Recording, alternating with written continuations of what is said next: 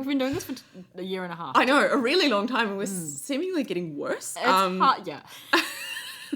Like, now that we have an audience, we're just shit at it. In Thailand. Hey, guys. Sup, Germany?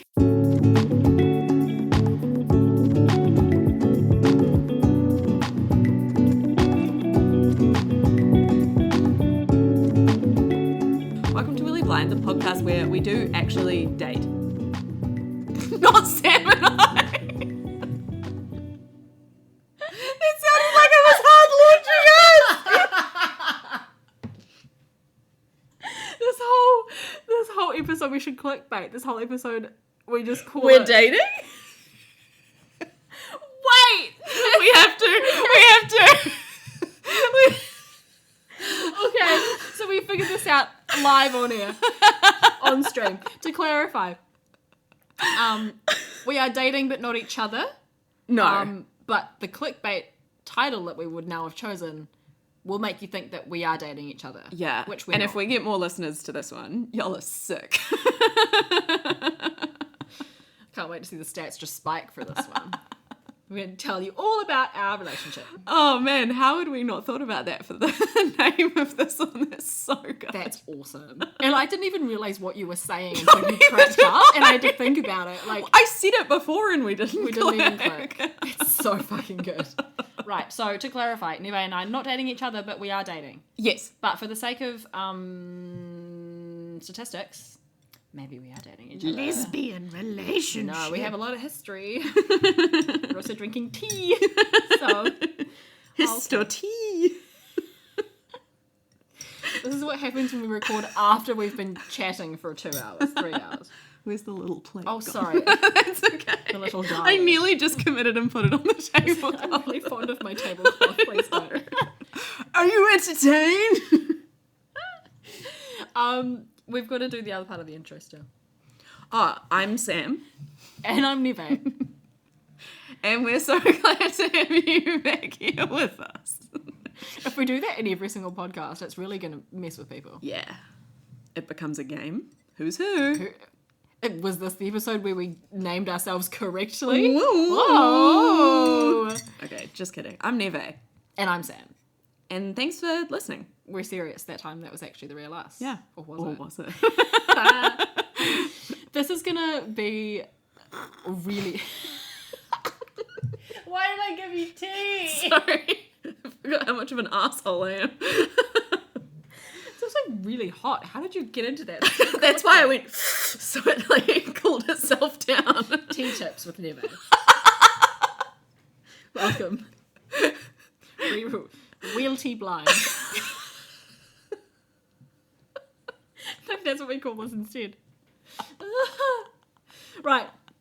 I'm getting into it. This one's going to be really late. This is going to be like 2 months after this is relevant. Yeah. But this is the first one we have recorded, I think, since we dropped the Pia podcast. Oh, no, not long. No, we did. The capitalism one was straight after the Pia one. Yeah. All I was going to say was, like, people were hella nice about the Pia one. Yeah. And it was special. Some of my colleagues talked about it on Monday, and yeah, like everyone has just been like, Nevé, you owe me a box of tissues. Yeah. Which is, yeah, so lovely. Like I've had so many comments from other blind and low vision people as well, people that are guide dog handlers, and yeah, it really resonated with a lot of people. And like, yeah, everyone that I've spoken to has basically just said like more of that, basically. Yeah. So yeah, thank you to everyone who listened to that and who has spoken to us about it, because yeah, that was the day that got uploaded. Like that whole week was pretty hard for me. Yeah. And I'm just really, really glad it's out in the world. Like it feels right, and I'm really glad I did it. And yeah, That was a big part of your heart, to put out on a literal public platform where anyone can listen to it. Yeah. But the response has been really validating. Not that you needed validation, but I think it's been really special that I think other people felt that was special. Like, I've had people say to me who are not in the community at all, just say, like, that was good shit. Yeah. So I think we can maybe do some more like that. Some I more think so earnest too. ones, because I think that was special. And yeah, I think honestly, like some of the notes I've made for the one we're doing right now, I've been a little bit more vulnerable than I probably would have been if I hadn't spoken about Pia. And we hadn't gotten the response that we got from that one. So, yeah.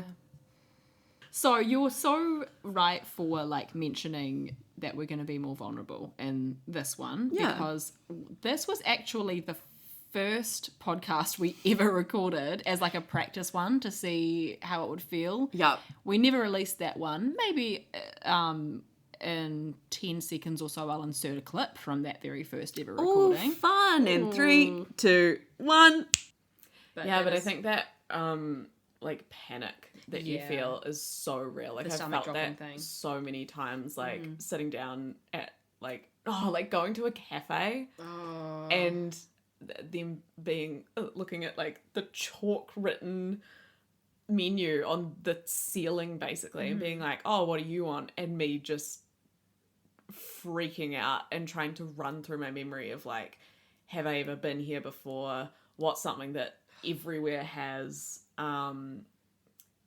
I would just like, if say we were at like a cafe and we were getting something to take away and they'd be like, oh, do you want anything from the cabinet? Immediate no, because I can't see what's in there. And yeah, like, God, if I was ever paying for something in front of someone before PayWave was really popular, awful, because especially when swipe EFTPOS cards got phased out and it was insert, nightmare. That's so hard to do even with like generic vision. It's still like, it's a nightmare. Where does that start and end? Where is this happening? Yeah. It's like getting USB into something most of the time with the insert chip stuff. But even just like the remove card, I can't read that. Yeah, when do I know when that's going to tell me to take it out? Yeah, and I can't rely on this person on minimum wage working at the coffee shop to be like, remove your card now, because they'll probably get mad at me because they work in hospo and I don't blame them. And they're tired and they've been on their feet for 9 hours. Yeah, like, be grumpy, gal.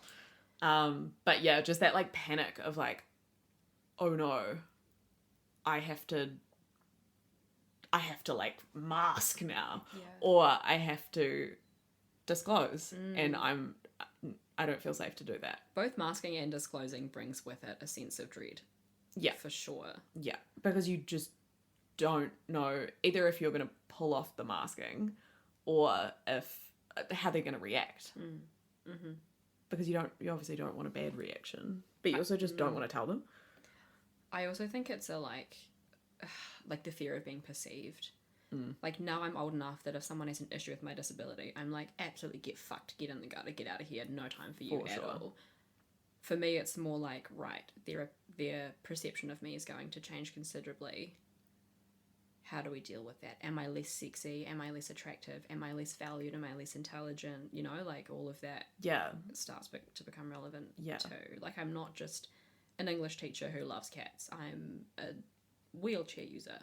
That was a great click from me. Can you believe that? I did that with my own fingers. We have been debating as to, like, we knew we wanted to do this, I think, at some point. We just weren't sure when. Yeah. And even now, we're still not entirely sure how to navigate this. So we're just going to kind of do it as we go. But I think it's really fun. It's what I would want to listen to if I was a listener of a podcast like this. Definitely. I think there's stuff that people won't be expecting. Yeah. But it's gonna be like, it's a special kind of, it's definitely not capitalism. It's personal experiences. And for the record, if you know us personally, you know that we're not going to drop any names or anything like that. Any identifying information. We can't have You don't need to panic if you know us and you're listening to this. You can chill out. It's fine. But we can't have these discussions without being specific. Yeah. We just can be vaguely specific. Yeah. Is that our intro? We're talking about dating today, by the way. Everyone. Oh, yeah. Why did we decide to do this now, do you think? Neve's pulling on a very mischievous face right now. It just feels the most relevant for both of us right now. Yeah. When we decided to do this, we're both single. We've both been dating around this year, which has been an adventure for the two of us. Yeah. Because we have both been in pretty long-term things for quite a while. Yeah. So it was very interesting to dip our toe. Gross. Wish I hadn't said that. It was very interesting to swim. Picture Sam's feet. Sorry. No, it's okay.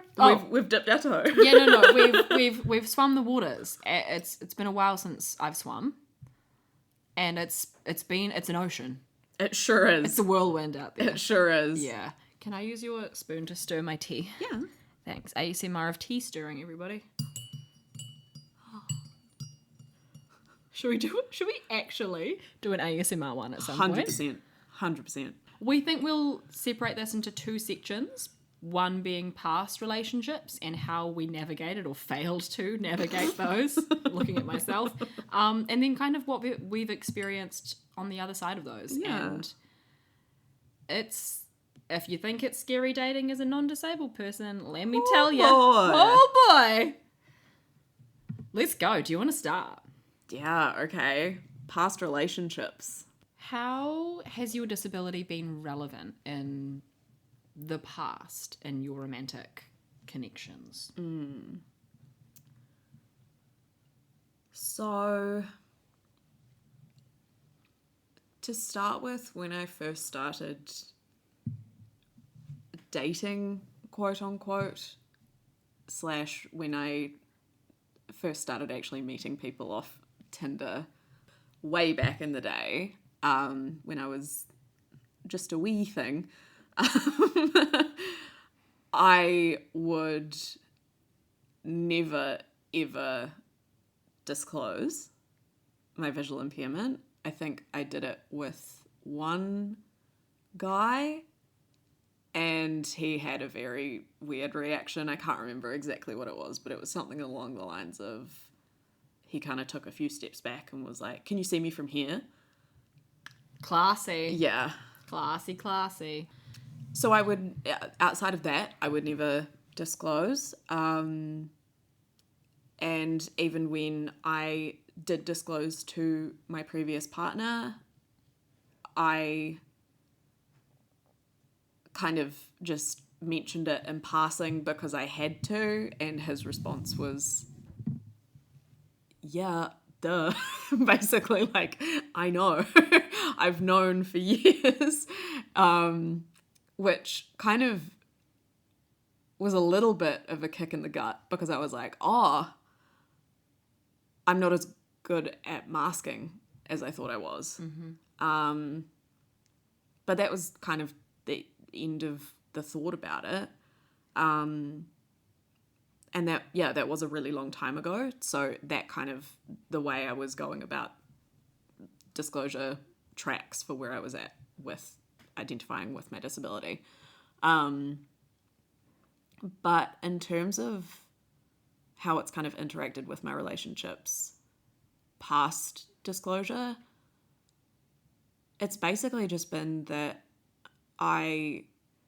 because of the things that my visual impairment stops me from doing, I have felt like a burden in a relationship, and I have felt like I can't be an equal partner, and so I will overcompensate in other areas. Oh boy.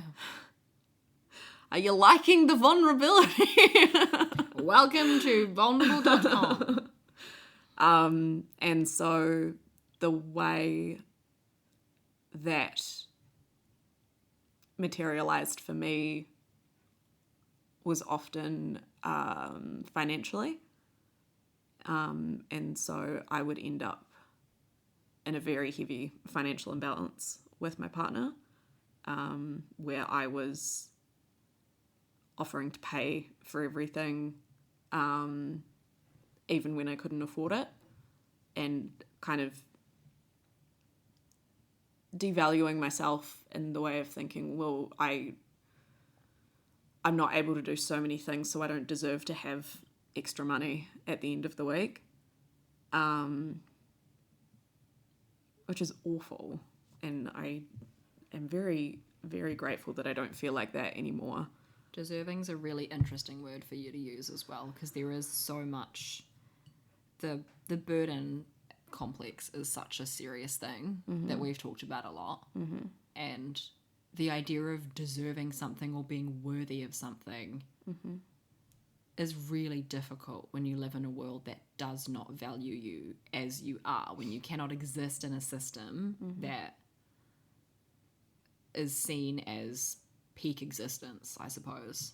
So how can we give that to someone else and be an equal partner with them when they can do all of these things that we physically can't do? Yeah. It's hard. Yeah. It's more than hard. It's actually one of the hardest things in the entire world in our lives. Yeah, so the way I overcompensated was mostly financially, but also with, like, what's it called? Domestic labour, like that sort of thing. And just taking on the burden of every admin, all of that background stuff, because I felt that was how I alleviated the burden that I am in the relationship. And yeah, the other way that I did that was with physical intimacy, because again, I felt like I can bump up my worth and alleviate how much of a burden I am if you're contributing in other ways. Yeah. Especially because as women, that's often how we're valued anyway. Yeah. That's what disabled girls do. The best you're ever going to get is from a disabled person. Doodle-doo-doo-doo. I mean it, though. Yeah, it's true. I know that the burden complex is a very big thing for everyone in our communities. I've mentioned to you that book Interabled by Shane and Hannah Burkor. So they're like public figures. Shane has SMA type 2, I think, which is the same condition that I have, just more severe. And his wife is non-disabled. And I love their content. They have such interesting, funny, relevant, like awesome, accessible content. They published a book where they interviewed a whole bunch of different interabled couples, like interabled meaning someone with a disability and someone without. They're fucking everywhere. Like, they exist and they exist. Like, I don't know, I've always felt like the only person, up until you really, I always felt like the only disabled person, and absolutely the only disabled person dating, the only disabled person having sex, the only disabled person ABC. Like, it feels very alone and solitary. It's so not, like, at all. Yeah. What I'm trying to learn, and have spent my whole life trying to learn and have not learned, is that everyone brings different strengths to a relationship, and just because I can't vacuum all the time, or I can't stand in the kitchen and cook for an hour every night, that doesn't mean I'm less able. Just because you can't drive your partner to work, just because you can't read the newspaper. I was just like, read a menu. see lots on the floor when you vacuum. Just because we can't do those things doesn't mean we're not contributing to relationships. And it's something that, like, especially if I'm entering into something new, it comes up again for me. No matter how wonderful and kind my partner might be, it's something that I've always had a real big issue shaking. Yeah. And in my past relationships, I never fully got over it. And I hope I will eventually. But I'm really resisting the guilt still. It's hard. It's really hard, and I think we'll both get there. But yeah, it's a really tough one to move past. For me as well, it's really hard to accept support related to my disability. For example, getting driven somewhere, without feeling like I then owe that person something. Yeah. When it's just like, they're just doing something nice for me. The fact that it has to do with my disability is irrelevant. Yeah. That's just something I need as a person. And they're offering. I'm so sorry. I'm going to go turn your tap off slightly more because it's been dripping this whole time. I'm so sorry. I think I'm lucky enough that, like, despite some of I've written subpar exes, I thought was quite a nice way of describing them. None of them actually ever made me feel like my disability was an issue. Like, I don't have very good taste. Well, let me rephrase that. I haven't had very good taste in the past. But ooh, shots fired. But my disability was never an issue with any of them. So at least my taste wasn't that bad. Like, at least I managed to pick people that were like, no, it's chill. Yeah. This isn't something that I thought of until just now. The joking about my disability. That's what I was almost about to say, because one of your previous partners was the first time I had ever seen you respond positively to someone joking about your condition. Yeah, so this is a Years ago. really weird thing because I was never okay with joking about it. Never before that. Ever. I would like stop talking to friends after they'd made a joke. I remember, yeah. And fair enough. If that's how you feel, then Yeah. Yeah. And I knew other disabled people, I knew other blind people that would make jokes about it, and I was like, that will never be me. Like, I don't like that. It makes me feel icky. And then in my previous relationship, he made jokes about it, and his family made jokes about it. Him making jokes about it, I can't remember when that started, but I was okay with it. And I started making jokes about my disability. I think that was 2019. Really? Yeah. We were living together. Wow. I don't remember. It starts later in my head. I'm certain it was then. I believe you. Like, When I say certain, like 96%. Yeah. But yeah, I was okay with him making the jokes. I was genuinely laughing. I started making jokes. I wasn't okay with peripheral people making jokes. Like, his family making jokes made me really, really uncomfortable.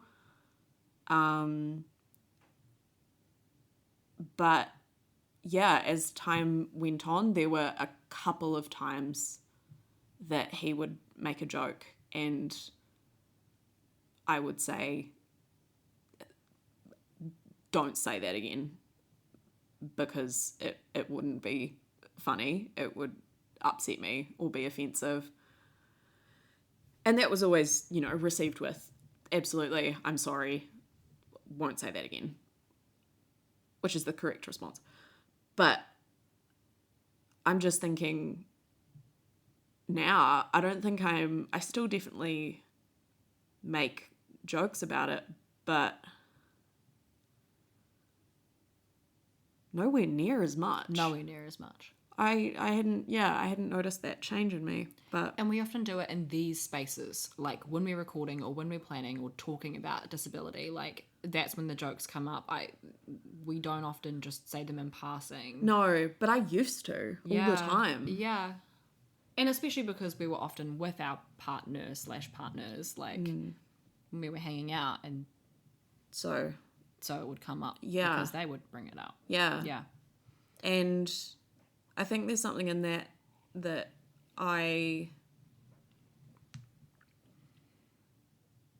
me having a problem with the jokes then makes me even more of a burden, because now I'm the whiny disabled person who's sensitive about it. Yeah.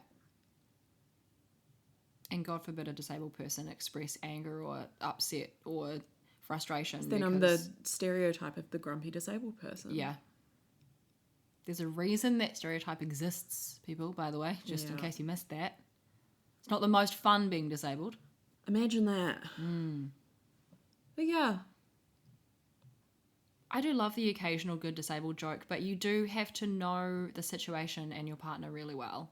And also, I think my general rule is that, I mean, it's not a hard and fast rule. It really can depend on the day and the person. But, like, just make it actually funny.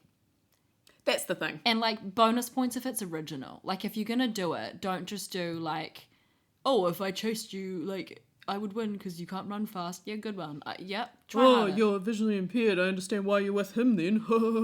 Yeah, smooth, guys. Funny. Really funny. Can we get some more original content, please?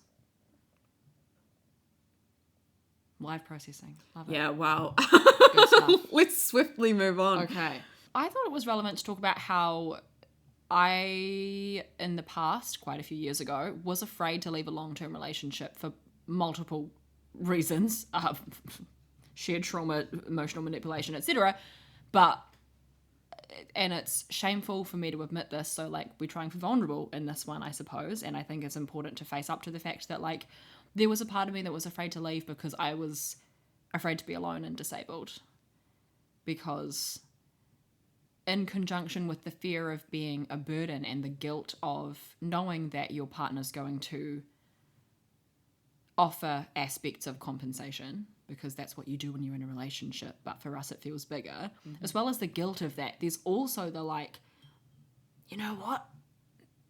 It makes life fucking easier having someone with you a lot of the time who is able to, like, pick up groceries and do the vacuuming, and when you sit on the couch and you forget something in the lounge, they, like, grab it for you, know, like, just stuff like that. It makes a really big difference. And my condition, I really felt that it progressed, and I do think it did in the time I was in that relationship. It was about 4 years, I think.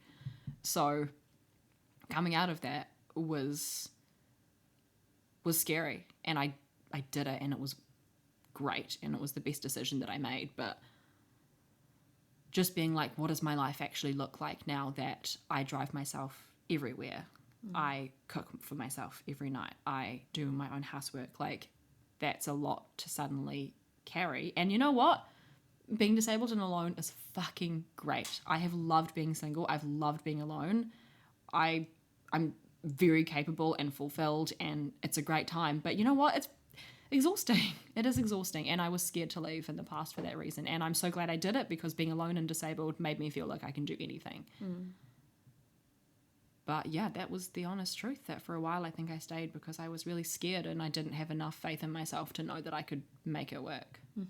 Especially because under this government, see the last podcast, they've had most of our rights and funding taken away. So I wouldn't be eligible for home help or anything along those lines without paying for it myself, which, again, see last podcast, I work part-time, so I'm not rolling in the dough.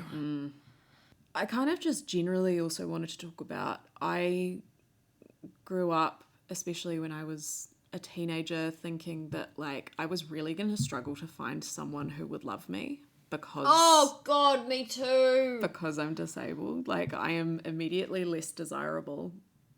And I think I still feel this way. Me too. Why would you choose me over someone who has every other attribute as me, plus isn't disabled? Oh my God. I remember when, like, the first boy that I thought was attractive, like, hit on me when I was 15, and I was like, what are you doing? Me? You could, like, you have other options. Yep. I held that for so long. You are so fucking right for that. Yep. And yeah, I still feel that way. I still don't really understand why people choose me. Because it would be easier to choose someone who isn't visually impaired. This got really real really fast. I know. But the crazy thing is, then I think about you, and you're also disabled, and I'm like, well, it's a stupid thing to think. You are literally the best, sexiest person on this earth, and other than you.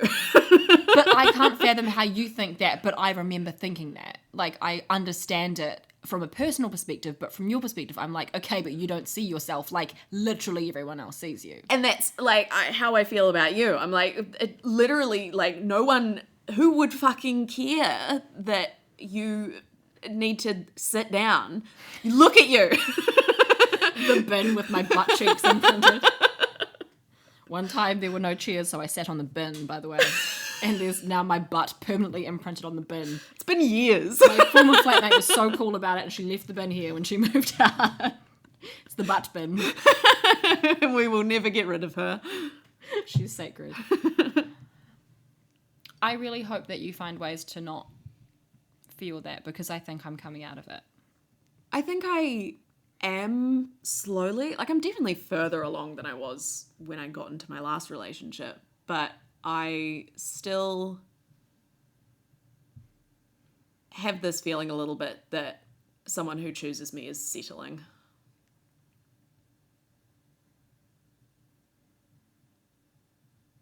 You won't feel that way forever. No, I know. But... And I also know there's nothing I can say right now to stop that. No. Otherwise I would. No.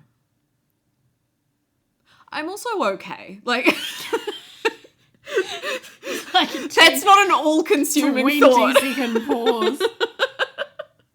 Can confirm. She's fine. I'm doing quite well. She's fucking thriving. Yeah. To be honest. There's just, something that is also there that I have to deal with. And I think that would resonate with a lot of people in other minorities, not just our community. Yeah. I just need a little bit of white man arrogance, I think. Yeah. Yeah. And unfortunately, spending time with them doesn't mean you absorb it. It just means you get angrier. Yeah. Yeah. But one day I'll be a white man. Well, imagine how much the world would just open up to you if you were a I know. non-disabled, cis-het white man. That's the dream. It really isn't. It's not. I can't think of anything. I wouldn't want to be that, honestly. Okay. My last thought was just, this isn't quite as relevant for you because your condition's not genetic, but as my biological clock is ticking away, kids have been on the back of my mind, and honestly, it wasn't until I dated someone who wanted kids really badly, for reasons I'm not entirely sure were altruistic, but I'm a little bit suspicious that one of the reasons he didn't fight to be with me was because he knew how complicated having kids with me would be. He never admitted that to me, and he insisted that my disability wasn't relevant. So he didn't give me any reason to think that, but maybe he wanted kids more than he wanted me. Maybe not. Leave your comments below. What do we think? What do you think? Guys and gals and non-binary pals. The difference between the first one that we recorded about disability and dating to this Yo, one this is tone insane. is... We have grown up a fucking shitload in 2 years. So much. Man. A year and a half. Oh my God, yeah. That was the start of last year. Yeah. Wow. Which, for the record, is completely fine. Like, if that's the decision that he is making. This is also me making generalizations about this random man I haven't heard from in a very long time. But, that's totally fine. If that's the choice that he wants to make, then I'm not the person for him. So. True. But it's complicated, because for a bit there I felt like that's why I was going to lose him, because of my disability. And it's not. It's because he's a twat, but it's fine. Accurate. So I found it interesting. Let's segue now into the online dating. What's funny? Why are you laughing at me? Just segueing out from yeah, I think part of the reason why he didn't fight for me is because I'm disabled. Anyway, this podcast is brought to you by Blue Apron. It's not, to clarify, not sponsored.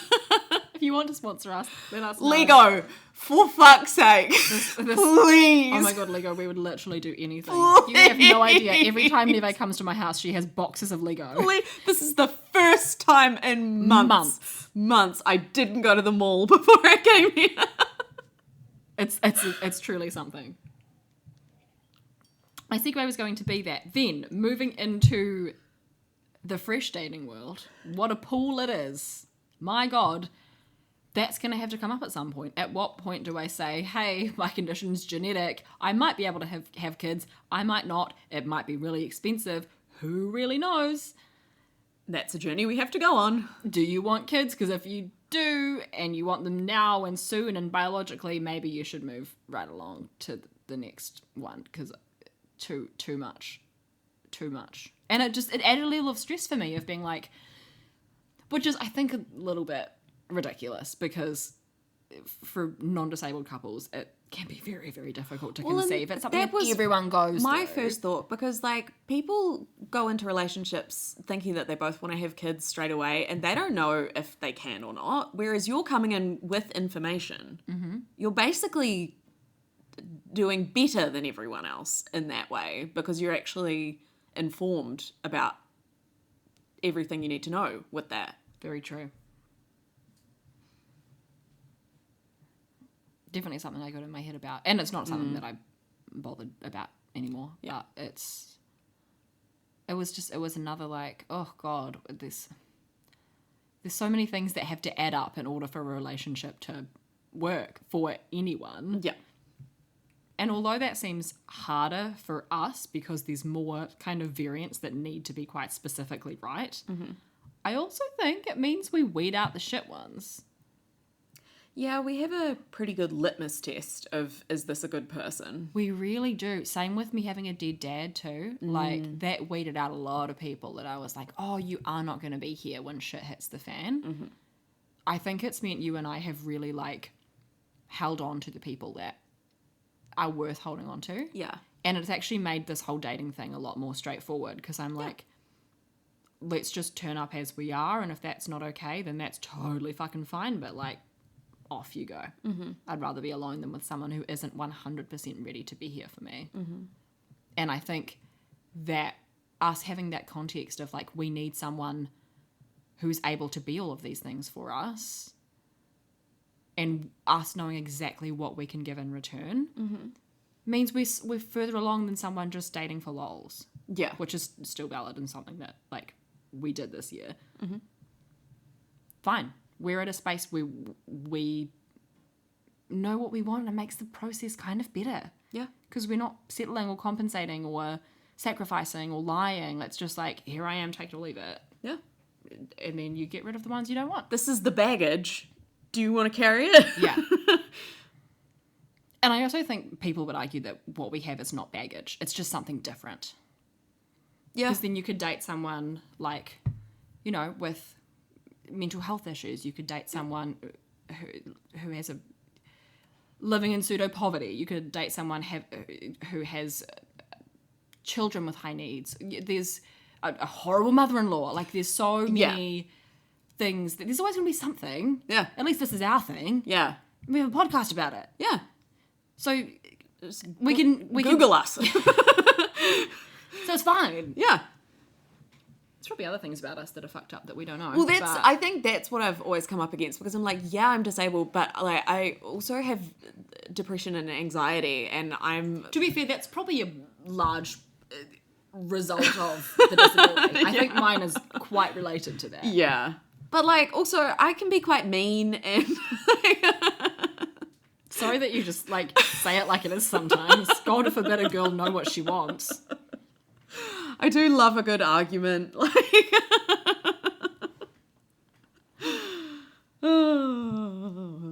how has your dating experience been so far in this space? Interesting. A little bit disappointing, but in an interesting way. I have been on a couple of dates, and the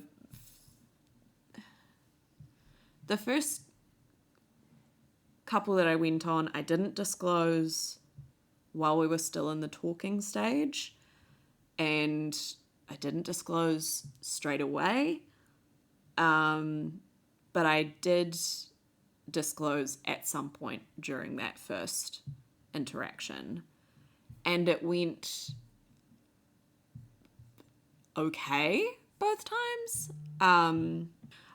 I would say it went well-ish both times. They both kind of had the exact same reaction of, I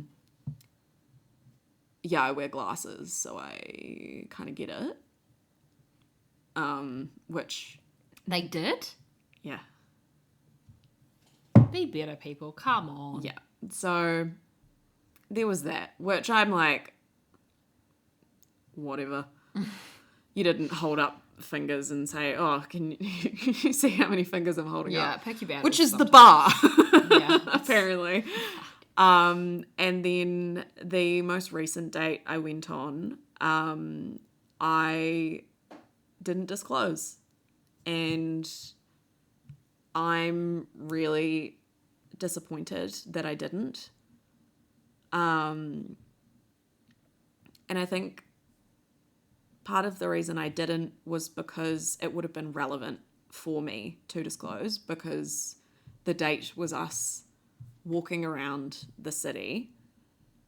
If I was to be completely comfortable and safe, I would have had my cane. I would have been walking with my cane. So then, obviously, I didn't disclose. So my cane was hidden away in my bag. And then it got to the point where, you know, there were multiple opportunities where it was kind of naturally coming up. Because, you know, I work in the disability sector. I've been working in the disability sector for a very long time. Like, the question of like, oh, why are you interested in that, you know, comes up, and there were multiple opportunities for me to disclose. But then it gets to the point of, I kept running it very quickly through my head of me being like, yeah, I'm visually impaired. Oh, do you use any sort of mobility aids? Oh, yes, I use a cane. It's hidden away in my bag. And I just didn't want to have that conversation. But I also I got really intimidated, and I was enjoying the conversation that I'd been having leading up to the date with this person. I was enjoying the conversation and the initial meeting that we had, and I didn't want him to react badly and for it to ruin it, because I was having a nice time and I didn't want to make it weird or awkward. Because even if he did have a positive reaction, I still would have felt weird. And I don't know why specifically with that person that was the case. And I don't think it was anything to do with him or the way he was acting. It just really caught me off guard, because that's not who I am anymore. That's not how I feel about my disability anymore. But like, I'm usually so confident disclosing to new people. I love telling people. And I just felt like I reverted back into a teenager. And it made me really, really uncomfy. And it kind of made me feel like, oh, I don't know if I'm ready for this. Because I don't want to be doing that. I don't want to be putting myself back in that space where I feel like I need to be masking and hiding a massive part of myself.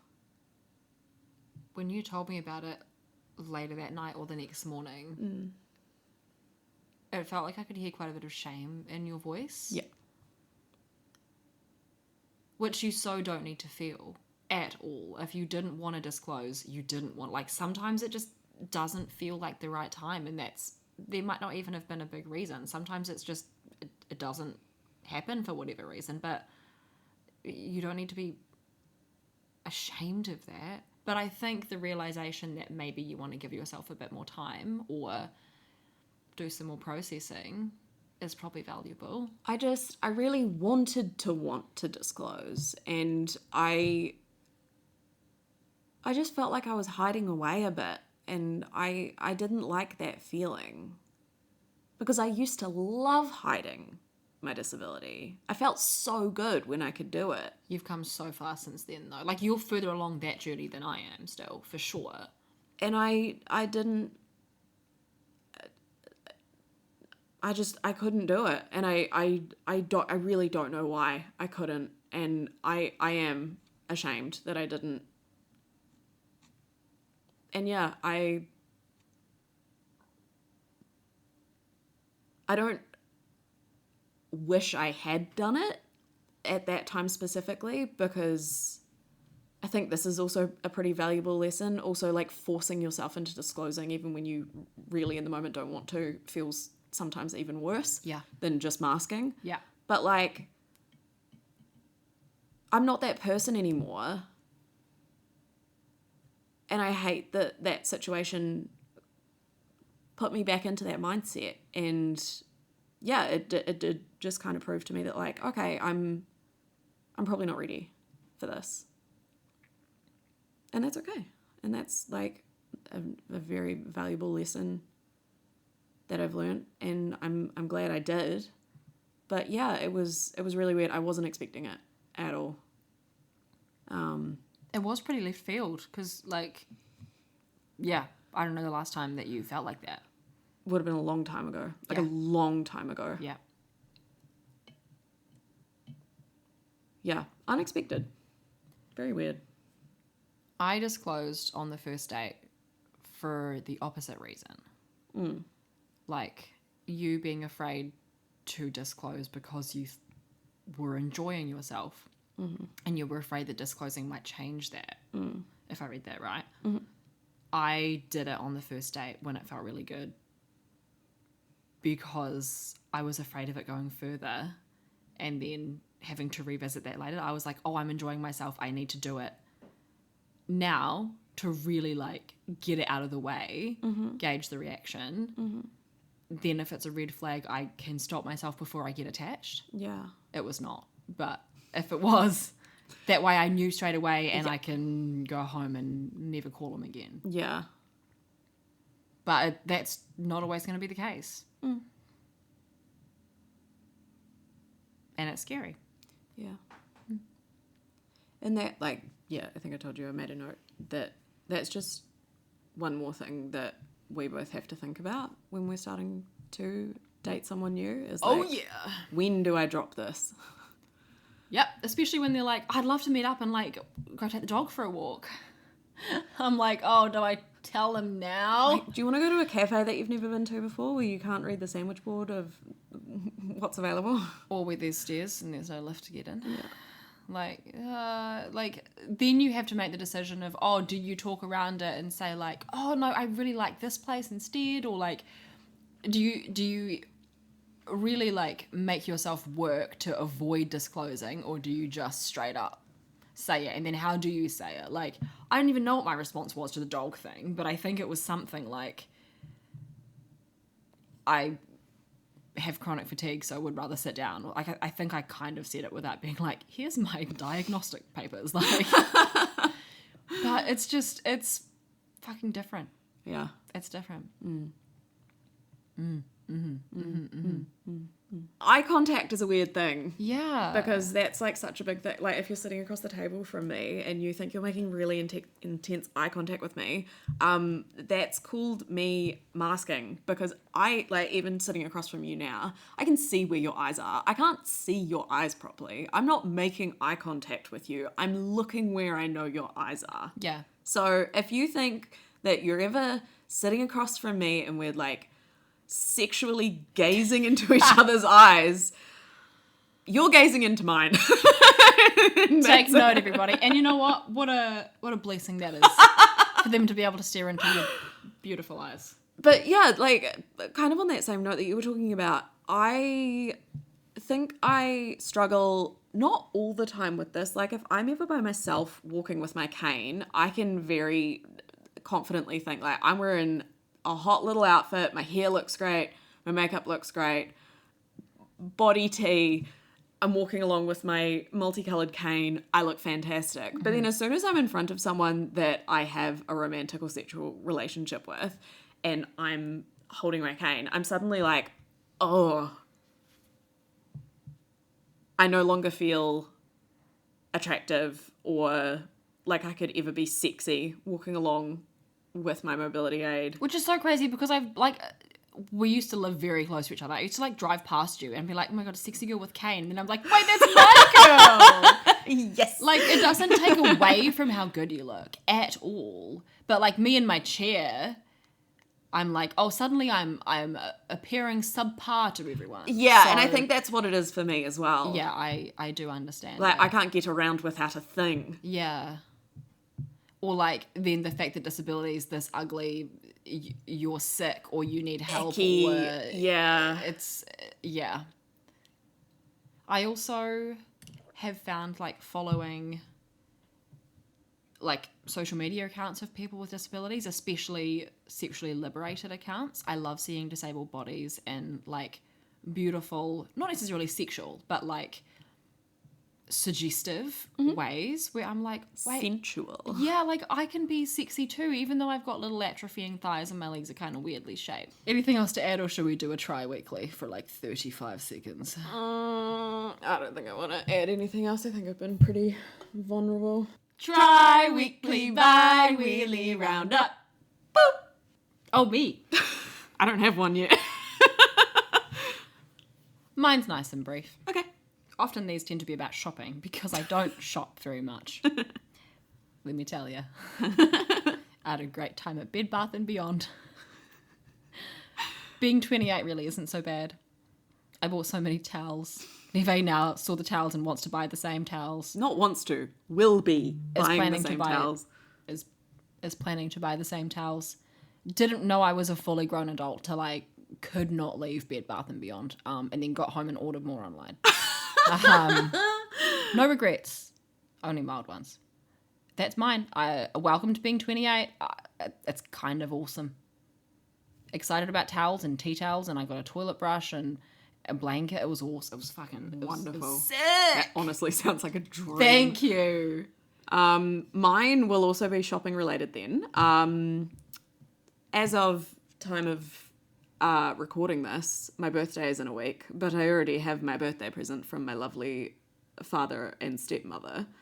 And that, ladies and gentlemen, is my first ever pair of Doc Martens. Woo!